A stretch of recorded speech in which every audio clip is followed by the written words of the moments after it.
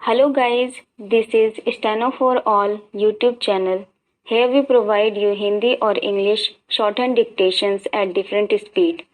Today I am going to provide you English dictation at which will help you in various Steno skill tests. Get ready for 120 word per minute shorthand dictation.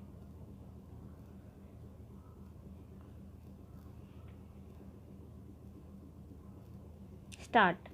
There is no disputing the premise that capturing data relating to patients and its digitizing could help patients, the doctors who attend to them, and the healthcare facilities where they seek treatment.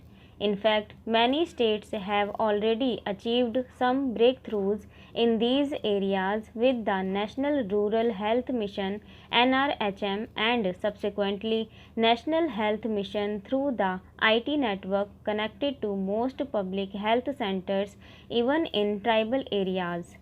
Personal health data are generated by name till the primary health center level but not transmitted to higher levels except aggregated numerical data. Some patients get referred to standalone specialists or tertiary hospitals or diagnostic facilities and then they go back to their original practitioner or health center. They carry back with them hard copies of the reports or soft copies on their smartphones. Most practitioners, especially specialists without data entry staff, often extract only the relevant notes and return the hard copies. All larger health facilities generate and store computerized patient data also for planning treatment, procurement of medicines and consumables. Most patients avail medical services from doctors or healthcare centers in their own state.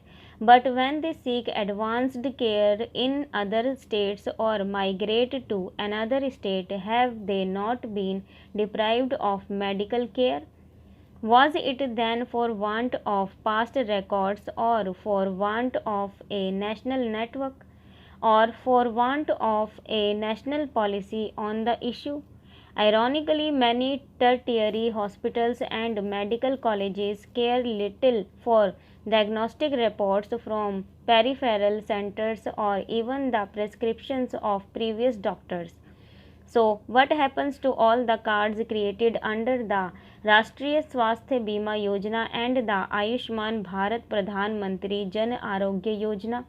Currently, for pan India portability or for determining insurance cover, these cards were good enough without the need for the entire medical history at any centralized platform.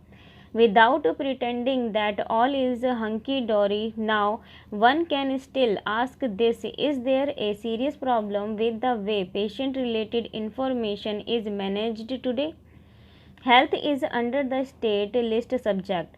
So, did any state government ask for a national level digitization plan to help it in its tasks? Has there been a problem of not getting real time state wise aggregated data to the Government of India? How have any associations of doctors or civil society organizations asked for digitization? Let us not brush aside the benefits from a plan of virtually Aadhaar like proportions to digitize all data relating to all patients available not just with government and private hospitals but also with diagnostic centers, laboratories, and individual practitioners of all systems of medicine. The contours. The elegance of that proposed architecture can send anyone into a daze. An IT consulting firm has been engaged to build a national health stake and a registry of over 8 lakh doctors, 10 lakh pharmacists, and over 60,000 hospitals is under preparation. At a later stage, online pharmacies, insurance companies, and other stakeholders will be added to the stake. The strategy document states upfront that your data is safe and confidential and would be stored only locally.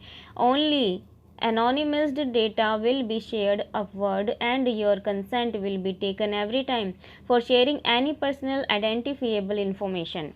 Among the many benefits listed are that it would help patients save the burden of carrying medical reports to a specialist or other hospitals. One can also avail telemedicine support from renowned specialists if required, and it will be cakewalk to get your hospital bills settled with insurance cover under government schemes or the higher value policies purchased by you. Overall, the scheme appears to promise an end-to-end hands-free digital experience. The scheme also intends to replace existing data generation systems with a new homogenized software for all machines in the health sector in the country, with a central processor that will extract the relevant data from individual records. There is a presumption that all the data entered in each patient's file is accurate. Even entries made for Aadhaar cards or voter ID cards have not been error free. With all medical history recorded as truth in the new software, insurance companies would be looking for multiple ways to reduce their obligations, leading to many disputes.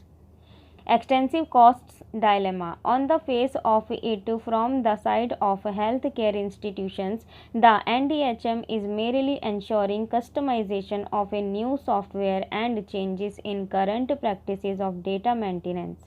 However, it would become inevitable for all institutions in the government as well as private sector to upgrade their hardware too, apart from considerable costs in customization and transfer of existing data.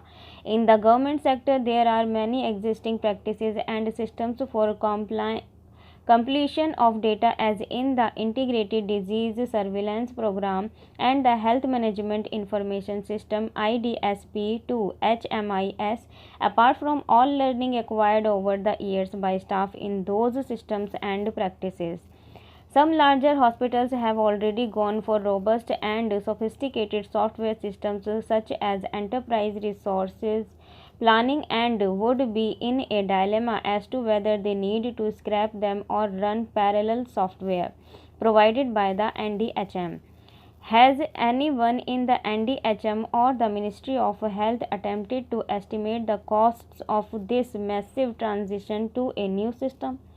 Public health professionals estimate the cost in thousands of crores for all government and private HIPs to upgrade their hardware and connectivity systems, training of present staff, the entry of data afresh, apart from other indirect costs.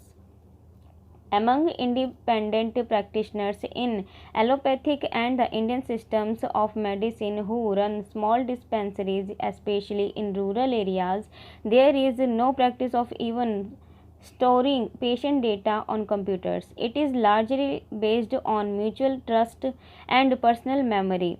For most of them, it is not a feasible option to enter data in computers on their own or engage data entry operators merely to comply with the digitization protocols. Data leakage. How long would the system protect its data of many millions getting stored in the decentralized system holding transferable data? Informed consent may mean nothing to a patient or relatives even in normal times, let alone in a time of medical emergency. Even highly educated and rational people agree to part with their contacts, photographs, and other data to avail nominal or momentary benefits offered by some smart mobile apps. Informed consent is too much of a luxury for the vulnerable and a poor defense against data leakage. Public health practitioners at the grassroots level would continue to wonder if digitization is the immediate problem facing the health sector or the best way to go about addressing data gaps. In their eyes, What millions face in the country are unreliable health care facilities in both the government and private sectors, difficulties in getting timely care, availability of beds and hygienically maintained hospital premises, availability of doctors physically or online, and the continuous neglect of preventive and community health initiatives. If they oppose a new plan, it could either be because of its doubtful benefits to patients or because of worries regarding data leakage. They may be blamed for trying to delay the inevitable, the inexorable march to digitization. Perhaps they need to discover that data is the only cure for all your ills.